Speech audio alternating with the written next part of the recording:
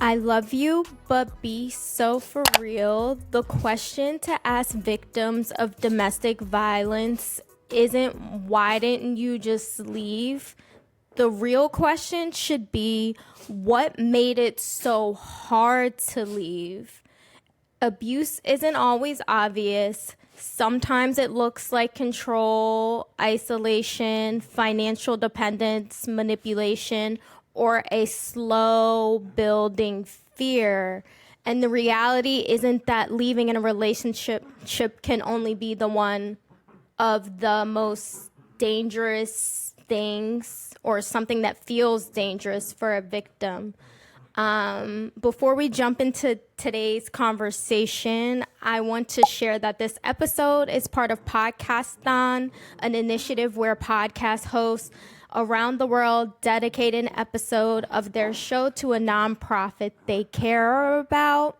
I chose the Emerge Center Against Domestic Abuse, which helps survivors of domestic violence get resource, safety, and healing. If you haven't heard my previous episode where I talk about the abuse I faced at the hands of a narcissist, go check that out at I Love You But Podcast on YouTube, Instagram, TikTok, wherever you watch or listen to your podcasts.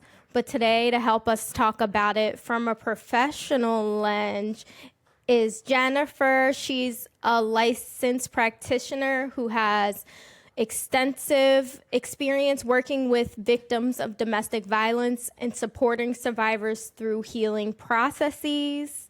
And she's president of a holistic healing practice, as well as co-founder of multiple other organizations targeted at healing.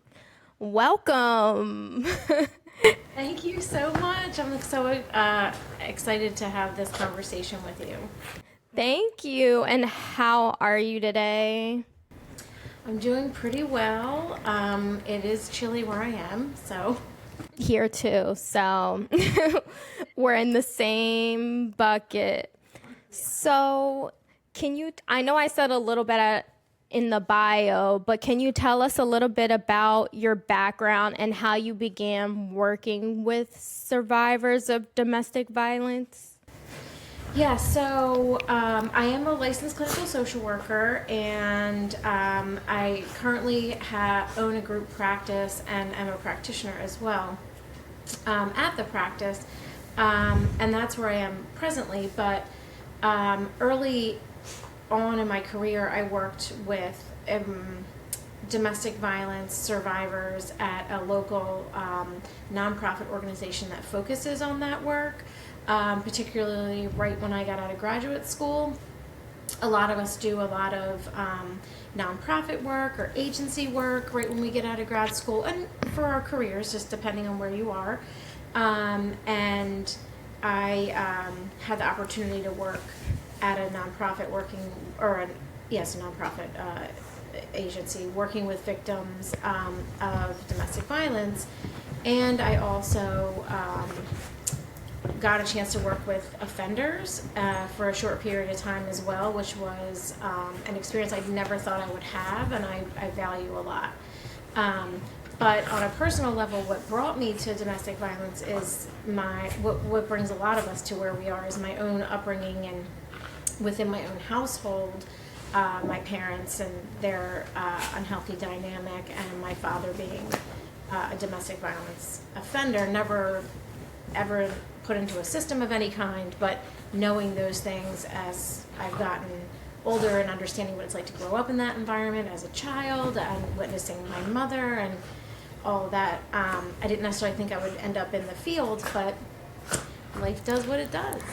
Life has a way of guiding you to a calling or like a purpose for that moment in time, whatever that time period is. Yes. Yes, and it's been a really great experience because I can understand on an educational level, but I can also deeply understand on a personal level, even if it's, every situation is very different. There's just certain things that you just know and understand on a deep level when you've had personal experiences. And having the power to be able to connect the learning you got from your personal experience is so powerful. Absolutely. I think lived experience is just as valuable as traditional educational experience, if not sometimes more valuable. Like if you're a person who reflects and packages your experiences, I think they're so powerful. Like they're another form of education if you use it that way. Absolutely, I 100% agree. And a lot of times in counseling, many settings, you'll find someone who does actually prefer that you have real experience with whatever, just to know that they have there's some connection there, you have some level of understanding. Not always, but sometimes, and for a variety of issues, not just dating violence or domestic violence or intimate partner violence. Yeah, I agree. Like for me, I'm neurodivergent. I have ADHD, and I prefer to work with someone who either has like a family member who has ADHD or they have it themselves, or like has worked with so many people who have it, they've heard the experiences over and over. Absolutely, because what we learn in school versus what you see in real life and listen to and experience in real life, it's not the same. What you learn out of a book versus, what you can witness and have experience with. So it's not to say education doesn't have its place, but it can be really highlighted and come alive with real experience that people have. So yeah, that's exactly my point. You prefer someone who understands on a deeper level. Exactly. Now, I want to get into what does domestic violence actually look like, because most people think it's physical abuse only, like, okay, he hit me or he grabbed me, but that's not really the case. So, what are different forms of DV that people often miss? Yeah, that's a great question, because like a lot of things in our society, that you only hear about the most extreme versions, right? So physical violence, although yes, absolutely can be a hallmark and very dangerous part of domestic violence, it's really actually only one slice of a whole pie of other things that qualify for and are categorized as domestic violence. And there may never ever be a physical element. So it's confusing because people think, I've never been hit, so it's not, right? Or it doesn't meet that threshold, so they're not thinking maybe this is actually it, right? And so it's a really misunderstanding, culturally, then you can't identify it. But there's so many different parts to it, right? So there's the coercion and threats, right? So again, this doesn't have to be carried out. It can just be the threat of threats on your life, which can be obviously more serious, threats on their own life. So obviously we know that the threat of suicide is very serious, and we don't want to ever be dismissive about it, but it is a very manipulative tactic that is often used to keep partners staying, right? Because they say, well, I will hurt myself, I will kill myself, and them threatening to leave, just those types of, coercive threats, being intimidating. So, as you said, like, someone can grab you or push you, but they also can, like, hit a wall next to your head, right? So they never hit you, but they hit something next to you. Or they threw something that went by you, but it never actually hit you, but it's sort of this understanding that, like, it could have, though, right? Destroying people's property, like pictures or things that are meaningful to the person, causing harm to people's pets because they know their partner loves that pet, and they will cause harm to that pet to hurt their partner, which is just another, it's not direct, but there it is, right? Emotional abuse, that doesn't just mean saying like name calling, which again sometimes think, right, okay, well they don't call me names. It can be that for sure, but it's also, you know, maybe commenting about your appearance or how you look, or making you feel crazy, or gaslighting you into second guessing your intuition and, you know, who you know yourself to be and what you know to be true, right? And playing mind games on purpose, or saying they're just joking when they're trying to trick you or be confusing. Using isolation. So in a more extreme sense, it's like you're not allowed to have any friends, and you're not allowed to go out without their permission or with them, unless you're with them. But in a less obvious way, in what often starts off as like kind of minor seeming things, are like if you do go out, they just kind of blow your phone up a little bit, and they're like, I just miss you, I just want to be with you, I'm sorry, I'll leave you alone. So it doesn't even have to feel aggressive, right? It just sort of feels like they care, right? So it can be very confusing, because we also romanticize some of these behaviors as looking like love, but they're usually red flags that are you know, a little more something that should be paid attention to, that ultimately will lead to other behaviors, but are not as obvious up front. So, or when you're with your friends, when you get home, there's sort of like the silent treatment, or they're just not interacting with you the same, and you think it's because of that, but you're not sure, and they're like, no, but you sort of get punished for going out or being with friends or family. Or saying your mom's always in your business, why is she always in your business, as a way to, you know, aren't you an adult, you know, to keep this separation, right?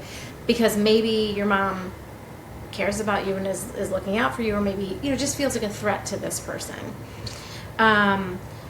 Minimizing and denying behaviors, right? So that's like whatever happened, it wasn't that big of a deal. I think you're just crazy, you're just overreacting, it's not even what you think. So again, it makes you feel like your intuition isn't valid, and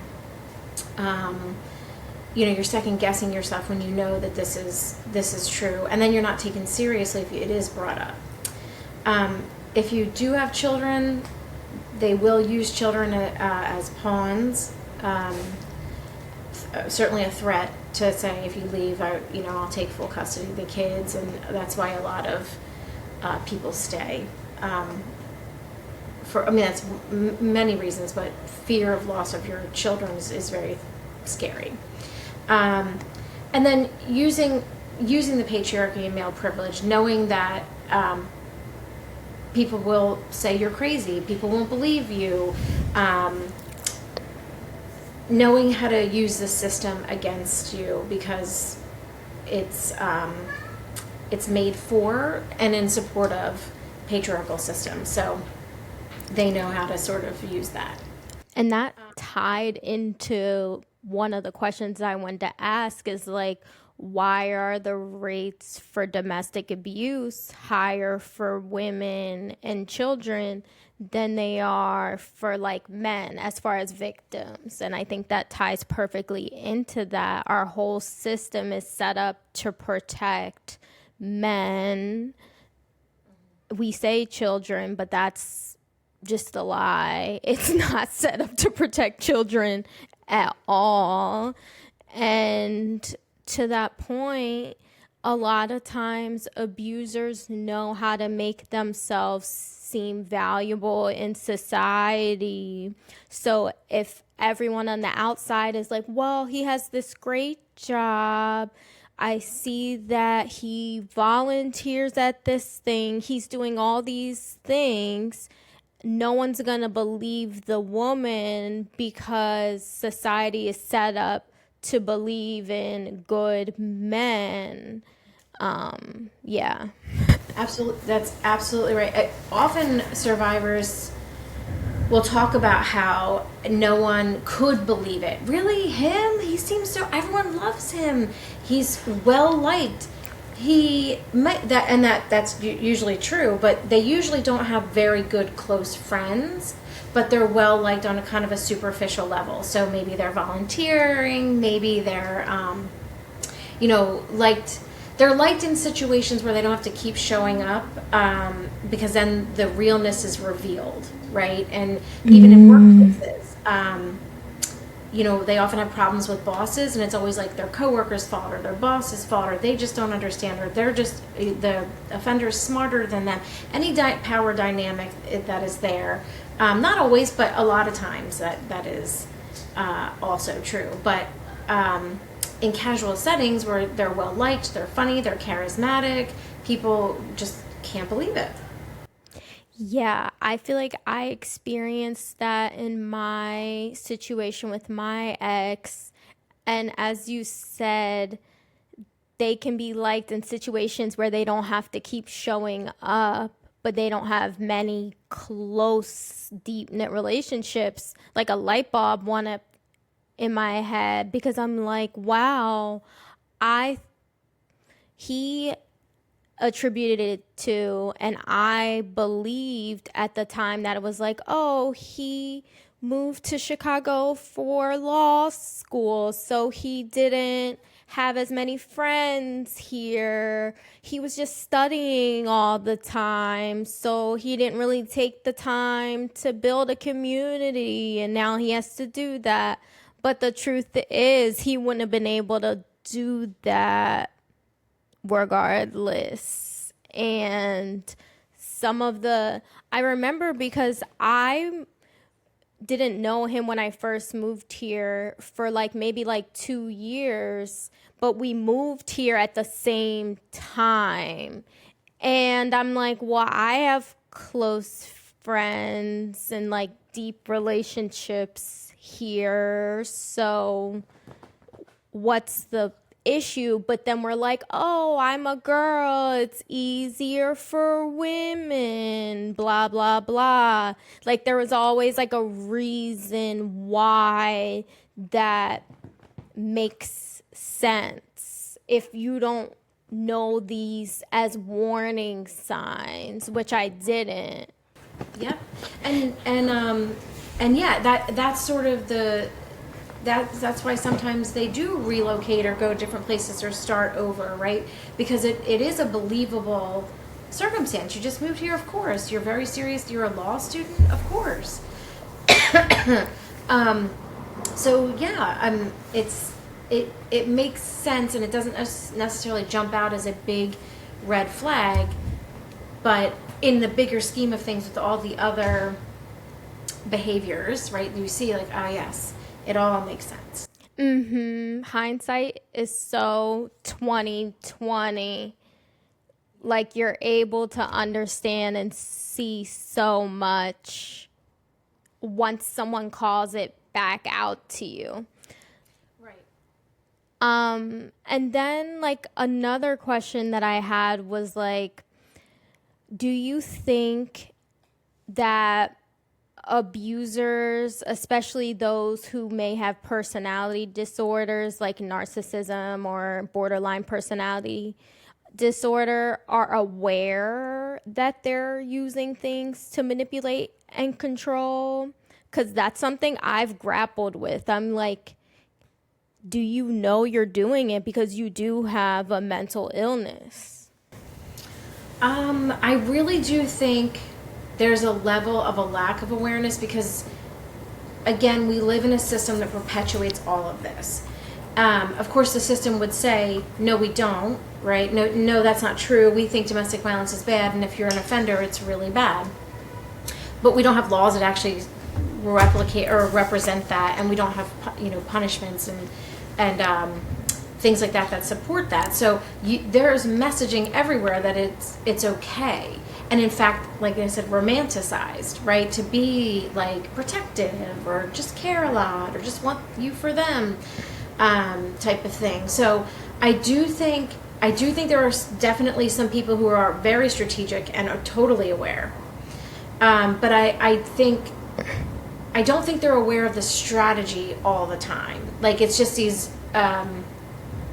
collection of behaviors in a system that is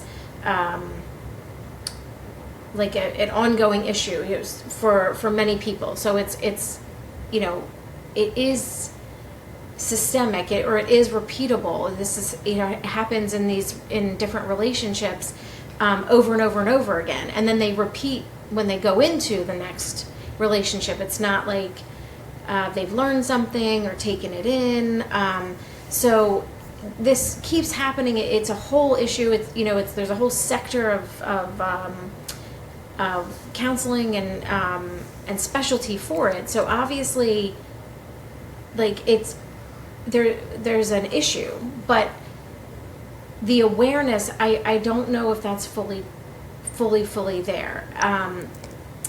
I think that when they are made aware, there's a lot of that minimizing and dismissing, and you have to be really sort of open to hear some really difficult things, which is true, I think, with anything. But in this domestic violence world, the way that all these issues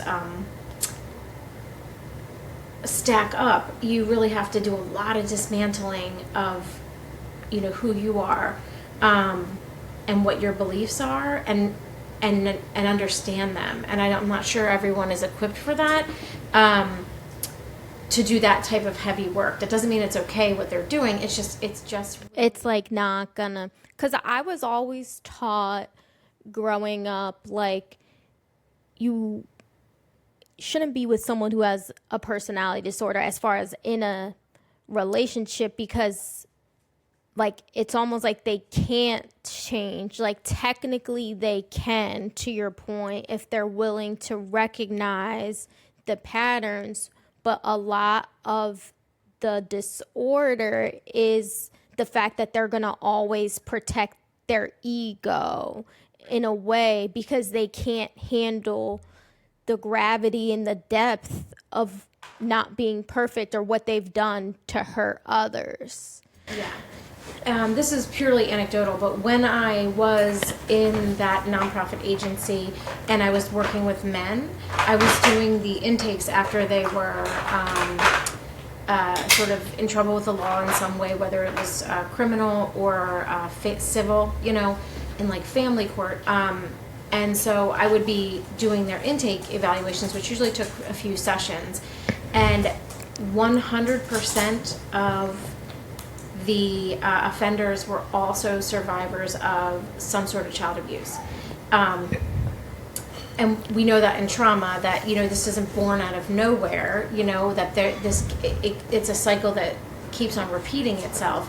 And so, and, you know, it's not often I was surprised that they did write it down, because sometimes people don't write it down.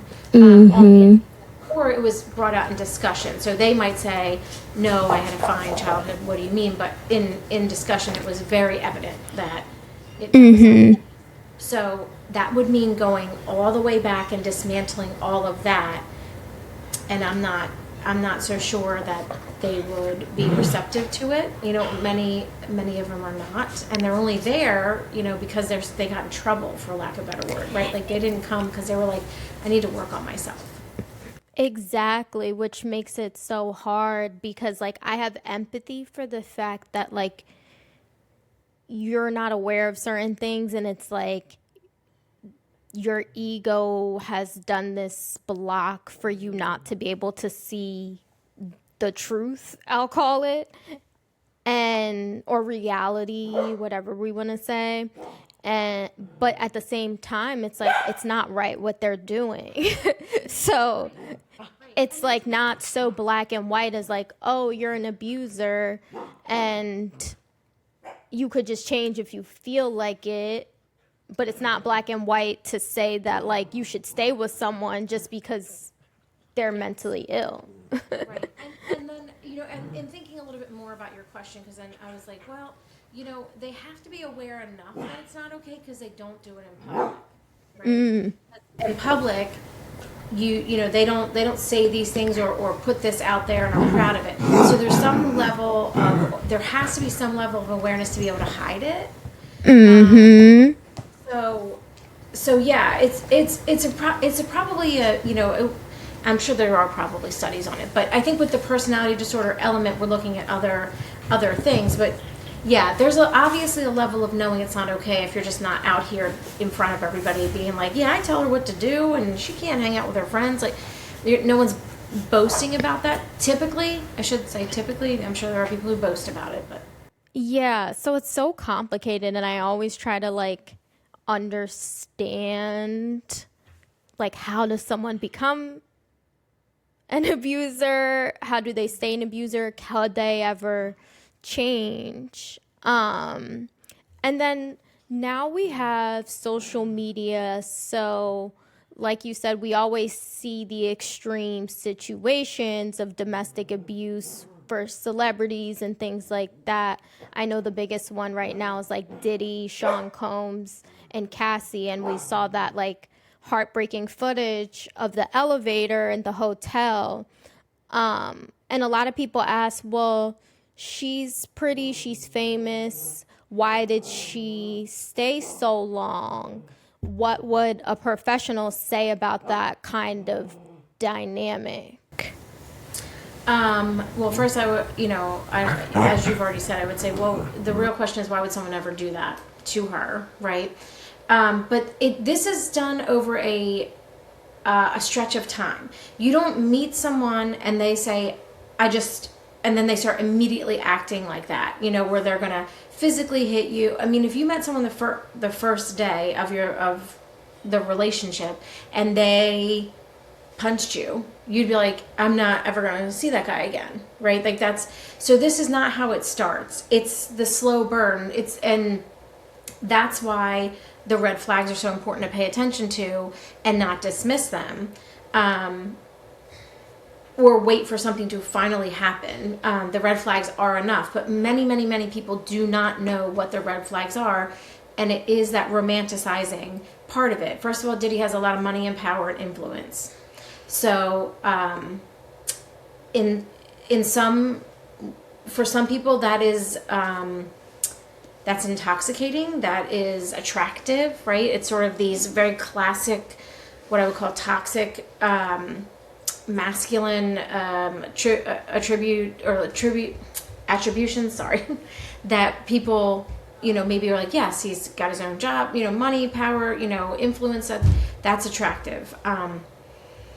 And when you have that much money, power, and influence, you can do really whatever you want. And I think he's really shown that, in all of the things he's done, and also gotten essentially away with it. So initially, it's just this powerful person, or this person who can maybe give you a life that you didn't know you could have, or give you a career that you've been striving for. So her situation's a little bit different because of the money. It's a little bit more unique, but it is still going to highlight what everyone else is going to go through, which I'm sure he courted her. I'm sure that it was too much too fast, which is often the case, when we meet. The idea of love bombing, like you meet somebody, it's so exciting, you're all wrapped up in each other, you're spending all this time together, it feels like it's like a fairy tale, but really spending that much time with somebody and sharing deep personal things so quickly is a red flag. And I, without knowing all the details of everything that she's gone through, I imagine there were red flags, but it was also wrapped up in her career and promises of things that he wouldn't let her go. And she actually, in her civil lawsuit, talked about that. Well, the lawyer put it in there of like, there was a lot of promises about her career and like, okay, I'm going to get you to this spot, but then she would not actually be able to record, but she was signed to a 10 album deal. So she needs to record, but can't. So it's like for her career, it was better to stay. That, what you just described is called like moving the target, right? So like, that is something that is common in domestic violence, where it's like, I'm going to make this promise, or I'm going to say this thing, but I'm going to move the target on purpose so you can't achieve it, or you did achieve it, so then I'm just going to change it. Well, yeah, you did do that, but you were supposed to do it this way, so like it doesn't really count, you know? So that moving of the target thing is a common. Yeah, and I feel like it's very subtle because then you start to be like, oh, maybe I did do it incorrectly. Let me try it this other way. And I think a lot of the discourse around Cassie was sympathetic, but there was just as many people saying like, well, she could have left. You know, she got as much out of it as he got out of it. They were talking about how like some of their, I can't say it on YouTube, but like sex encounters, it was consensual with like the other partners.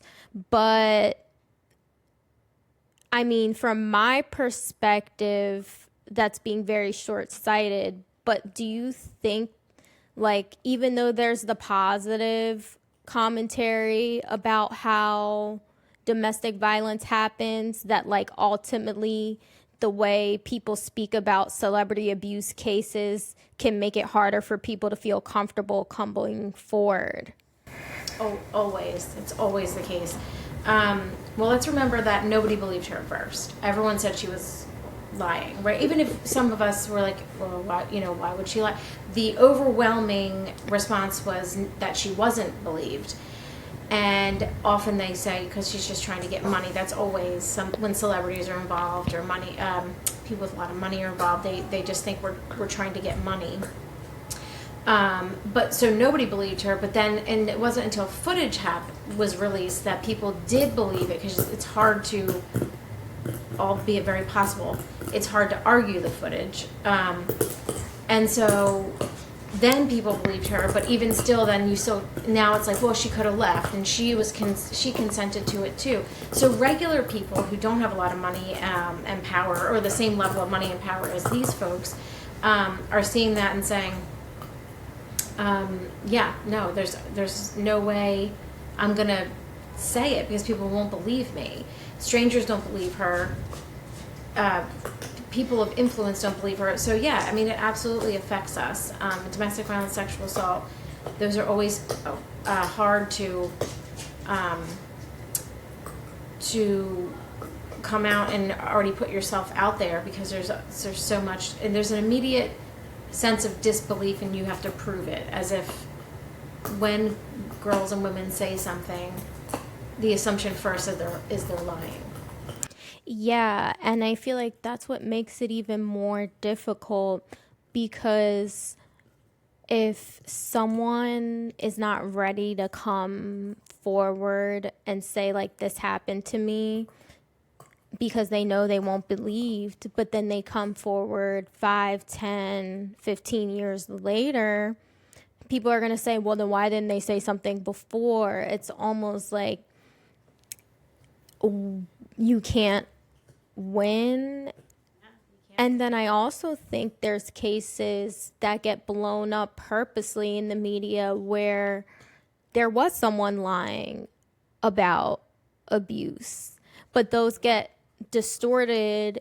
And I've heard men say, oh, well, you can't trust women because if soon as you get money, they're going to say that you abuse them.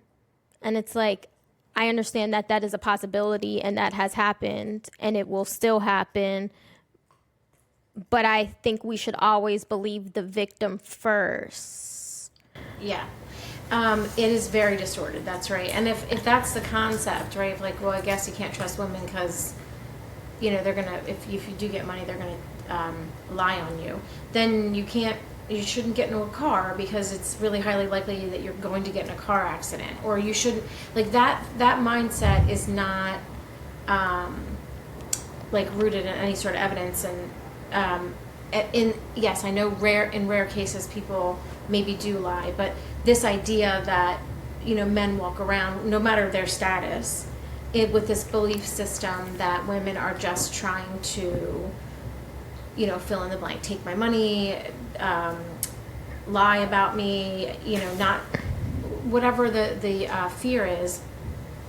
That's rooted in this belief that women are bad, right? Or women are harmful, or it's just misogynistic. And you're already ready to, go after or ready to fight against this woman who's going to maybe take this hypothetical money that you have. Like, why are we spending time talking about that with this, like this person, right? Why are we talking about that when, if you have that big of a fear of women, then maybe you just shouldn't interact with them if you think that. Right. I always say very bluntly, I'm like, I don't think that man likes women. Like, and I say that about, I'm like, I don't think you like your mom, and I don't think you like women. I don't know why. I don't know you and your mom's relationship, but you probably don't like her.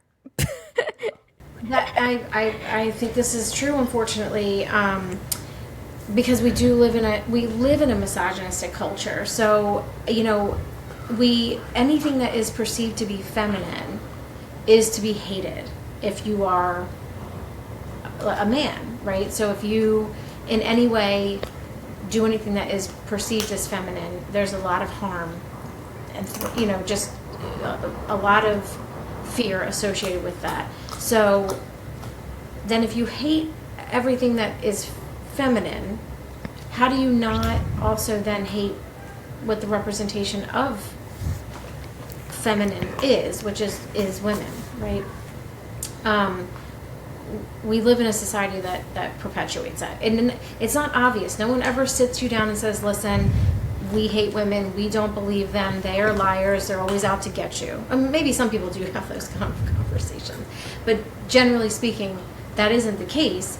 But it is how you can see the belief system around it. And then certainly that idea is perpetuated in some of these toxic manosphere type environments, and then these young people are just sort of eating it up without question. Not even just young people, it's a lot of people. Exactly. And I think that leads into, like, in a positive perspective, there's a movement of like, okay, get therapy, seek mental help. Mental health is wealth, blah, blah, blah. But I think people have started to mistake therapy as like a magic wand of like, oh, if this person is in therapy, they must be doing the work and they must be working to grow and change. That was not my experience as far as like the abuse that I experienced. Like, the person at first was in therapy. They had a psychiatrist on top of their therapist, and they actually had a mentor father figure that was on his fourth divorce that was in therapy for years. And actually, before we broke up, I remember bringing up, I was like, you do know that you're aware that your father figure is a little problematic. He's 30 plus years older than his fourth wife that he's divorcing, all these things. And his excuse was like, well, I know he's working to change because he goes to therapy and he takes mental health serious. Have you seen situations where people try to like weaponize therapy or use it as a way to say, obviously I'm okay or not abusive? Yeah,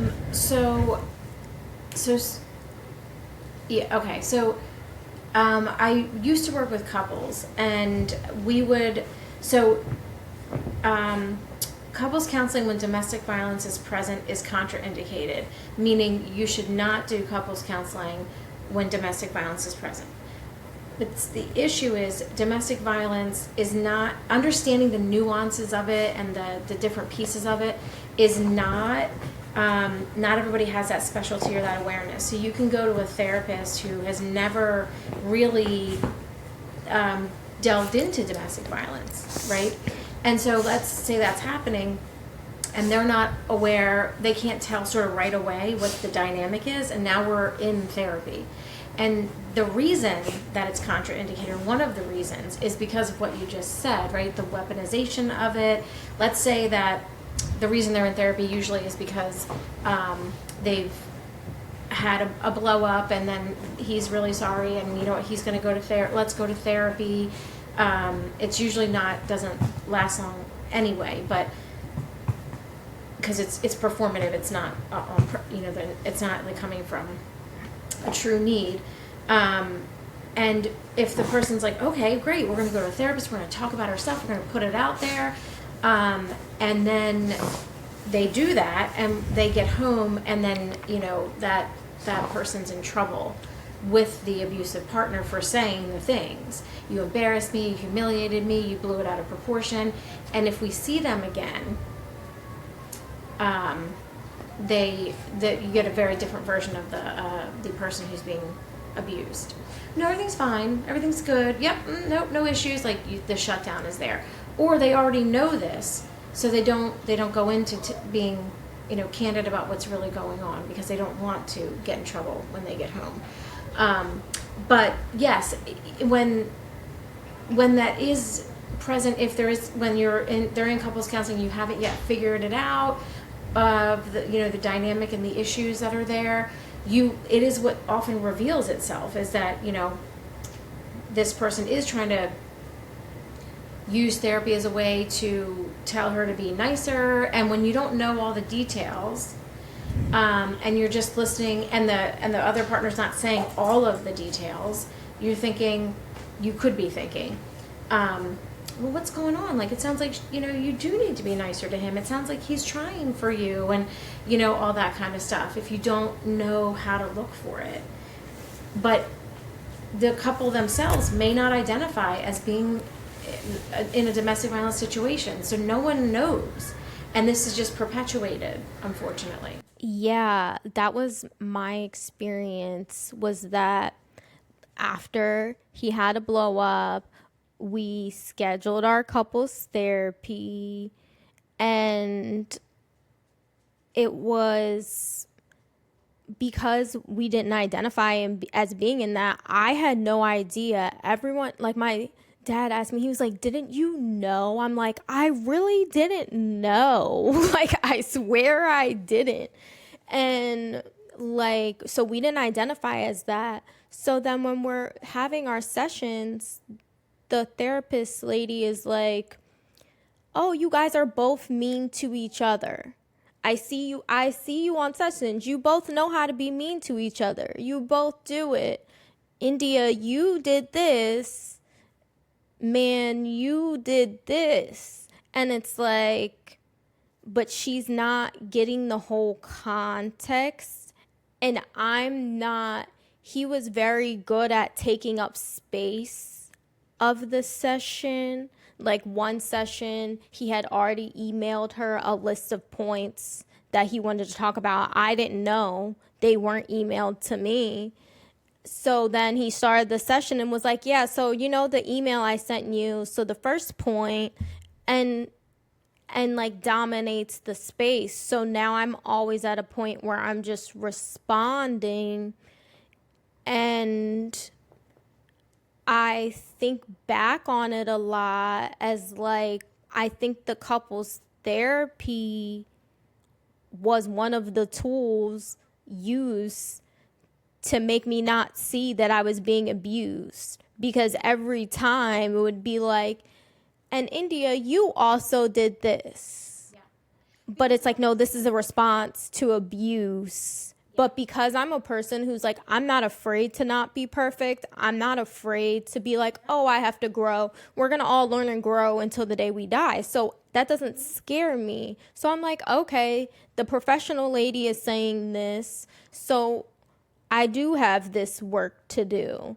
And it's like, I value therapy. I still go to therapy. I still have a psychiatrist.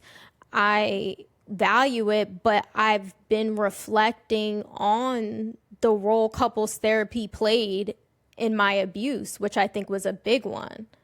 Yeah, and it's a professional, right? So then you're thinking, okay, well, the professional is saying so, and they're not saying that's unhealthy or that's, they're not noting these things, and they're not getting the whole story, and all that stuff. So yeah, then it makes you, this is like part of that, making you second guess your own intuition and thoughts, and the fact that you're open to change and growth. It's like, sure, bring me the information. I want to do better for myself and for each other. And so yeah, absolutely. And that is, what we see. And there's a lot of cases that I saw in when I was more actively practicing that the person was just coming. It wasn't a couple session. I mean, couple sessions, yes, but they were just like, I'm having a hard time in my life right now. I'm just my relationship and my job and regular stuff, right? And we would be going through our sessions, and it would be revealed, and it's only because I know enough about domestic violence to know what you're talking about is a pattern of behaviors and what this is and what that means, and that's why you're so miserable, and that's why these things make you feel the way they do, because this is an abusive, toxic dynamic. But had I not known, had I not done extra training and education and all that, we would just be like, I don't know, just looking at all these other things instead of what is the actual systemic issue, which is another person causing harm. Yeah. I think it's hard if you're not trained, because I consider myself really knowledgeable in mental health, and I minored in psychology, and I still didn't know that it was happening to me. And it's also always framed as like, oh, well, the person is insecure if they were abused. And I'm like, I'm not insecure. Like, the second I actually, like, the bulb switched, I was like, oh, absolutely not. This is insane. And there's some people that it happens to that are insecure, right? Obviously, but that's not, I think it's dangerous to say, like, it always looks a certain way. And to your point, another very good therapist, if they didn't have the extra training, may not have known the extent of what their client was going through. And I think because abusers can be so manipulative, I really feel like all therapists need that extra training, because like the key thing of abusers that I've experienced is they can manipulate even therapists.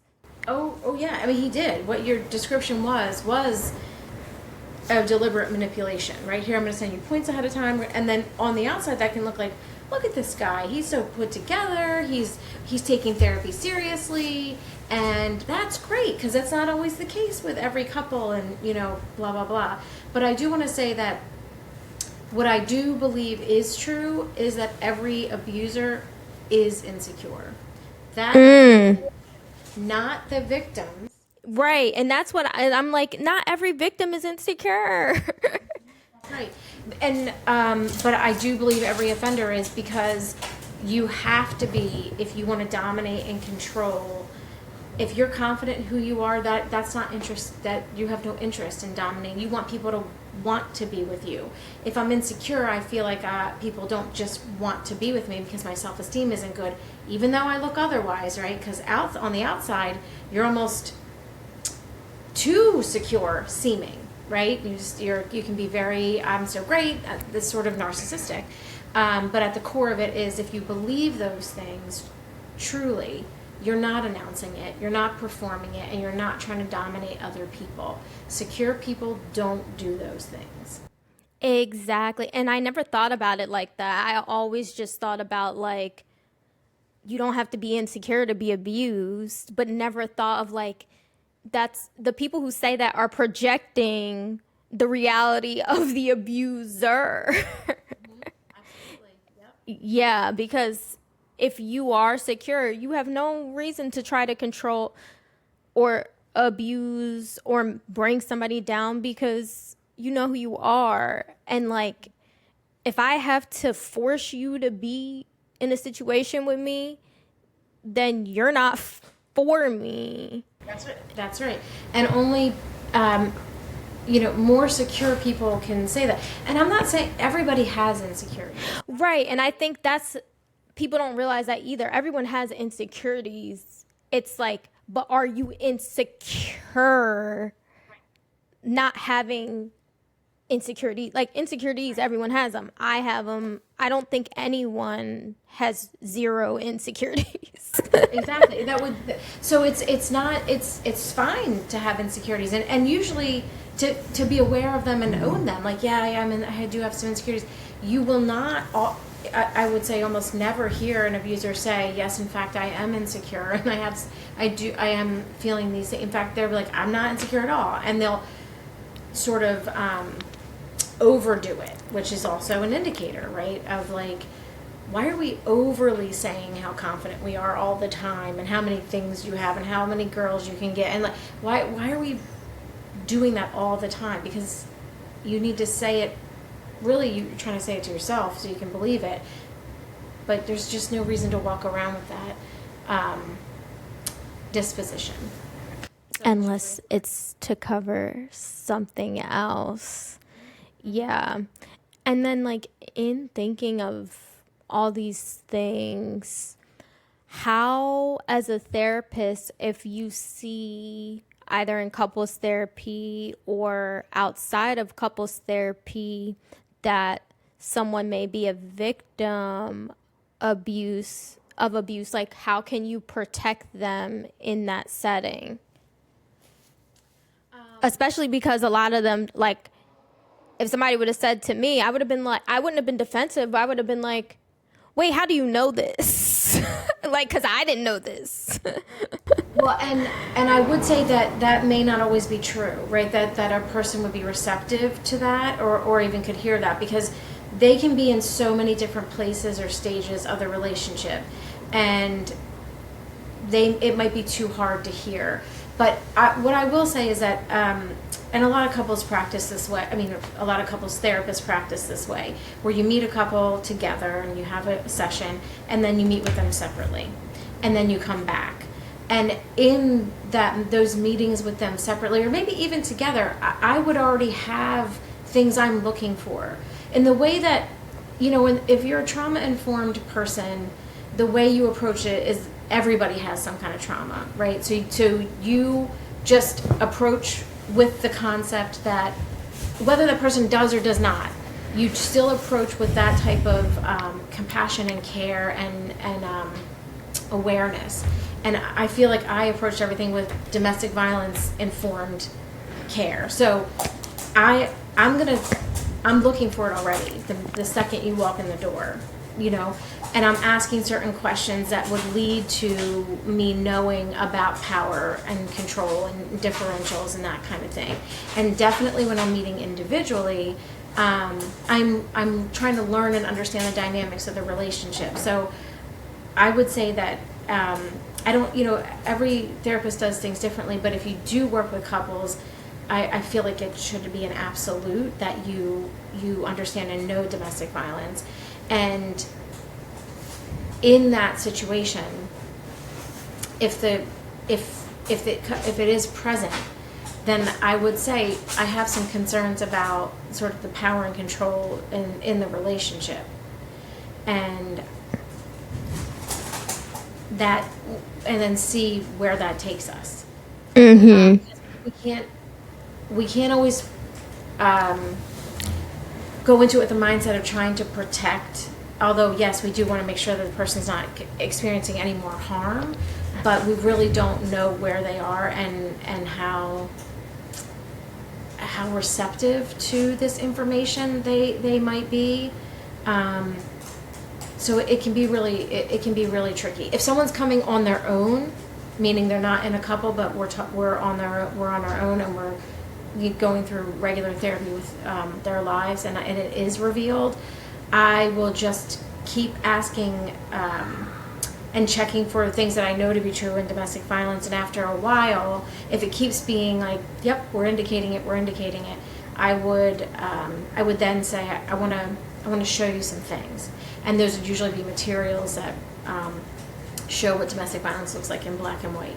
But it's a real determination of readiness, which can look so different for everybody. And if someone's listening, maybe they're like, okay, I recognize some things in the conversation, or I just want to be more aware in my next dating experience. What's one sign someone should never ignore in a relationship? I want to say your intuition, you know? I mean, I know there's concrete things, right? Like if it's too hard, too fast, and you know they're just love bombing you, but you wouldn't call it love bombing. You would just be like, oh, they're really nice. But if it's going fast, I would say pause and just kind of look at that. But I would say always listen to your intuition, because it's so rarely wrong. And if something about it is saying like this seems weird or different, or it doesn't have to make you go ugh, it just is like, I don't know about that, I don't know how that made me feel, I feel a little uncomfortable about that, that you gotta listen to that, you know, that's, and it could be really seemingly minor, but if it just feels a little bit off, I think more exploration as to why, what's going on, what am I missing. And if you find yourself second guessing a lot, like I think this, but you know what, he is this, so I'm just gonna, like that wavering, it shouldn't be the norm. Exactly. Yeah, because I think the biggest thing that I learned was like I was always right. Like, and I'm not always right in life, but like that inner feeling that I had was always right. And I think from talking to other people who are survivors, they've had that same thing where it's like, well, if I think back to this weird feeling I had at this point, I knew something wasn't right as well if I really think back on it. But it was so subtle that when I talked to either him or someone else about it, it was written off as, oh, that's not a big deal, blah, blah, blah. So I think that's a really good way to close it out. Thank you so much for being on the podcast for such a special episode dedicated to Emerge Center Against Domestic Abuse. I'll put your information, website, socials in the description. And then I'll also put the nonprofit in the description, as well as follow, like, subscribe. All those good things will be in this description. But thank you so much for joining. Really appreciate you being here. Thank you for having me. It was a really great opportunity. Thank you. Of course.